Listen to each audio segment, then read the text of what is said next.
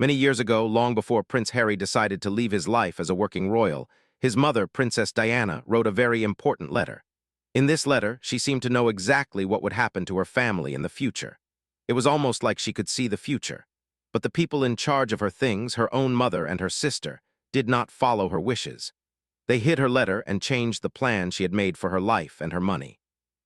They tried to keep her sons, William and Harry, under the control of the royal palace, just like the palace had controlled Diana for a long time. However, Diana was very smart. She had built a secret way for her sons to escape if they ever felt trapped.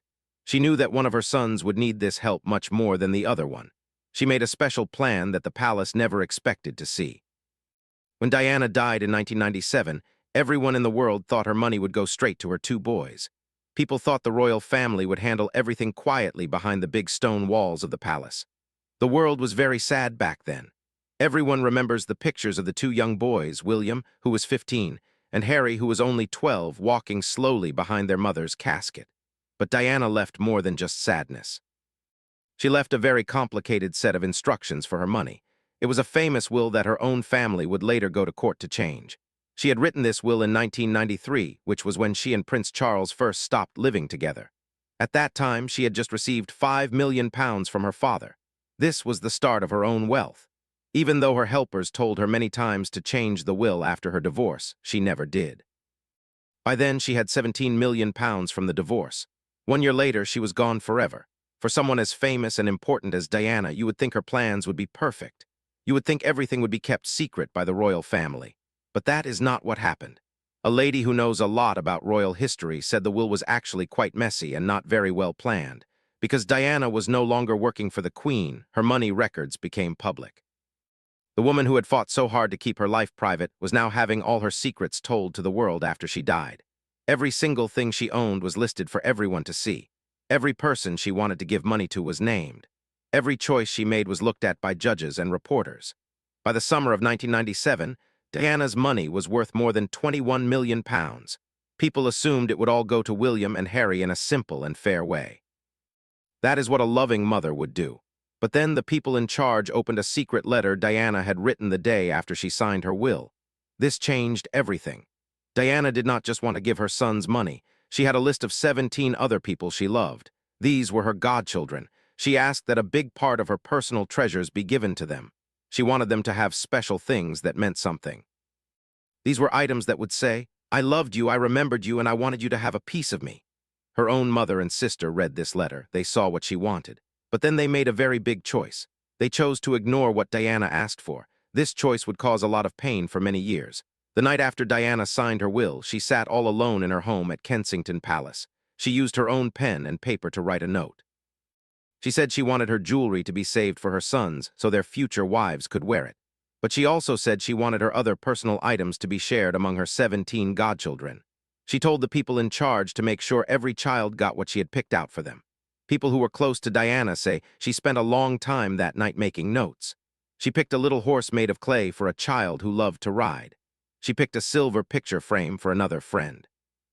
These were not just expensive things, they were memories. But the godchildren never got those things.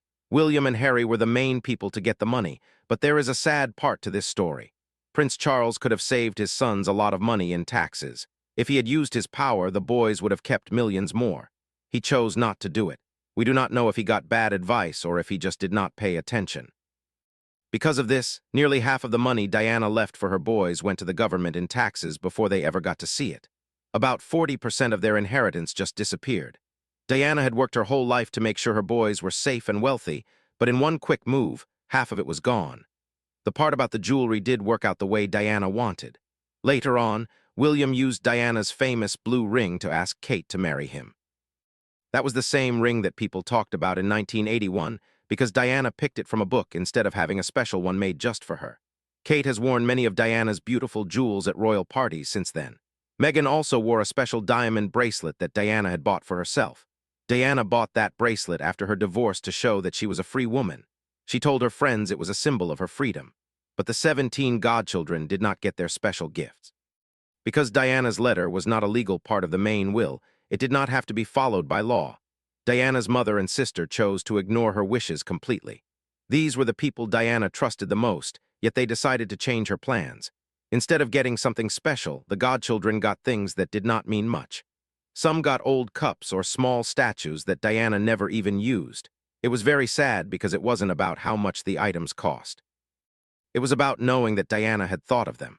The people in charge were not done making changes. They asked a judge to let them wait 5 more years before giving the boys their money. Diana had said they should get it when they were 25 years old. The family changed it to 30 years old. They told the judge the boys needed more time to grow up. But no one asked why Diana, who knew her sons better than anyone, thought 25 was the right age. Some people wonder if the family just wanted to keep control of the boys for a longer time. If they had followed Diana's original plan, Harry would have had all his money in 2009. That was 3 years before he met Meghan. He would have been independent before the palace could stop him. By making him wait until 2014, the palace kept him under their thumb. He had to rely on the palace for his house, his travel, and his safety. The longer they held the money, the more they could tell him what to do. Every choice Harry made in those years had to be okayed by the same people who had been unkind to his mother. When the brothers finally got their money at age 30, they each got about £10 million. Even Diana's famous wedding dress with the very long tail was kept away from them until Harry's 30th birthday. That was 33 years after she wore it. The dress had been traveling all over the world to show people, while it actually belonged to Diana's brother. It only came back to her sons when the family decided the time was right. Diana had left very clear instructions, but her family decided which ones they liked and which ones they didn't. They kept the parts that fit with royal tradition and threw away the rest. They controlled the story of what Diana wanted. To understand why they did this, we have to look back at the relationship that broke Diana's heart. It was a love story that taught her that having your own money is the only way to be safe. The famous love triangle with Charles and Camilla did not start with Diana. It started many years before at a sports game. When Charles first met Camilla, he liked her right away. She was funny and she wasn't afraid of him just because he was a prince. She saw the man, not the crown. Charles felt relaxed and happy when he was with her. But Camilla was not the kind of girl the royal palace wanted for a future king. They had very strict rules about who a prince could marry back then. Because of these rules, Charles and Camilla could not be together. Charles went away to the Navy, and while he was gone, Camilla married another man named Andrew. Charles was very sad. He even asked her not to get married, but she did it anyway. Even though she was married, they stayed very close friends. Some people say they were more than just friends even back then. Charles met Diana when she was only 16 years old. At first, he was dating her older sister. Diana was just a shy girl in the background. She had no idea she would soon be the most famous woman in the world. Imagine being only 19 years old and finding out the man you are going to marry loves someone else. Diana knew it. She only saw Charles 12 times before they got engaged. In those 12 times, she saw how he acted when Camilla's name was mentioned. She realized she wasn't being picked because he loved her, but because she was a good fit for the royal rules. She was young, she was from a good family, and she had no secrets. The palace thought they could mold her into the perfect princess. Charles felt pressure from his father, Prince Philip, to marry her or leave her alone, so he asked her to marry him. When they told the world they were getting married, a reporter asked if they were in love. Diana said, "Of course," but Charles said, "Whatever in love means." That was a very big warning sign. Diana felt her heart sink. They had a giant wedding with 750 million people watching on TV. It looked like a fairy tale, but it was not. Even though they had 2 sons, William and Harry, and had some happy times, the marriage was mostly sad. By the time they had been married for 5 years, Charles was seeing Camilla again. Diana could feel it. He was far away even when he was in the same room. He was spending a lot of money to keep 2 different lives going. He had one home for Diana and the boys, and another way of living so he could be near Camilla. The people who worked for them knew the secret, but they didn't tell Diana. Diana was very brave. One night, she went to a party and walked right up to Camilla. She told Camilla that she knew what was happening. She said she wanted her husband back. She didn't want the titles or the palaces, she just wanted her family. It was a very short talk, but it showed that Diana was not a person who could be fooled. After that, Diana started getting ready. She talked to lawyers and money experts. She started keeping records of everything Charles did. She wasn't doing it to be mean. She was doing it so she would have power when they got divorced. She wanted to make sure she never had to ask the palace for money ever again. In 1992, The Secret came out. Tapes of private phone calls were played for everyone to hear. It was very embarrassing for the royal family. Soon after, it was announced that they were separating. In 1994, Charles told the world on TV that he had been unfaithful. Diana didn't just sit home and cry. That same night, she wore a very pretty black dress that people called the revenge dress. She looked beautiful and strong. She showed the world that she could be a star all on her own. A year later, she gave a famous interview where she said there were 3 people in her marriage, so it was a bit crowded. This made the queen very upset, and she told them they had to get a divorce right away. When the divorce was finished in 1996, Diana got £17 million. She was finally starting a new life. She was helping people all over the world. But then only 1 year later, she died in a car crash in Paris. Even though she was gone, the lessons she learned about being controlled stayed with her sons. Diana knew that the palace used rules to control people. She decided to test those rules. Before she was a princess, she was the first royal bride to ever have a real job. She worked as a teacher for little kids. She knew how to pay her own rent and buy her own food. She knew she could survive without the palace. When she got her engagement ring, she picked one from a catalog that anyone could buy. She didn't want a special one that made her feel like she belonged to the royal family. She wanted to be her own person. At her wedding, she even changed the promises she made. She refused to say she would obey her husband. This was a very big deal back then. She was the first one to say no to that old rule. Later, Kate and Meghan would do the same thing because Diana showed them it was okay. Diana also changed how royal babies were born. Before her, royal moms had their babies at home. Diana went to a regular hospital. She showed her babies to the world just hours after they were born. She was a very hands-on mother. She didn't want nannies doing everything. She tucked her boys in at night and read them stories. She drove them to school herself. She even took her baby William on a long trip to Australia because she didn't want to be away from him. The palace said no at first, but Diana did not listen. She showed the world that you could be a princess and a great mom at the same time. She took her boys to get hamburgers and ride on the subway so they would know what real life was like. She wanted them to see that they were no better than anyone else.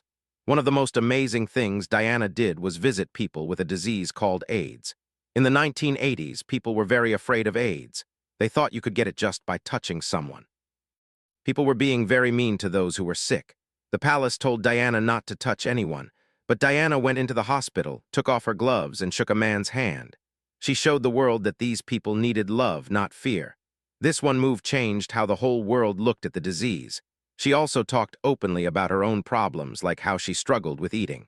She was the first royal to be that honest.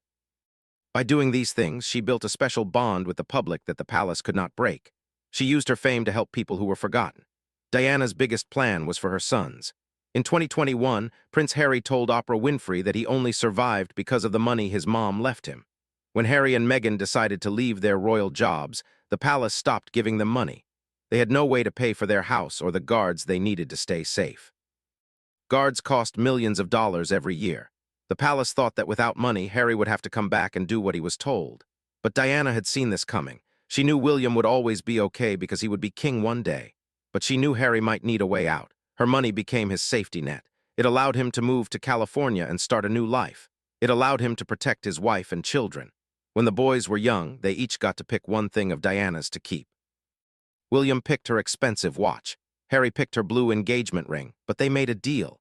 They said whoever got married first would use the ring. So when William wanted to marry Kate, Harry gave him the ring. It was a very kind thing to do. Harry later used diamonds from his mom's collection to make a ring for Meghan. Even though Diana was gone, she was still part of their big moments.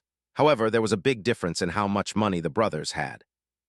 William is the heir, so he gets a lot of money from royal lands. He is worth hundreds of millions of dollars. Harry only had what his mom left him and some money from his grandmother. Diana's money was the only thing that belonged truly to Harry, not to the palace.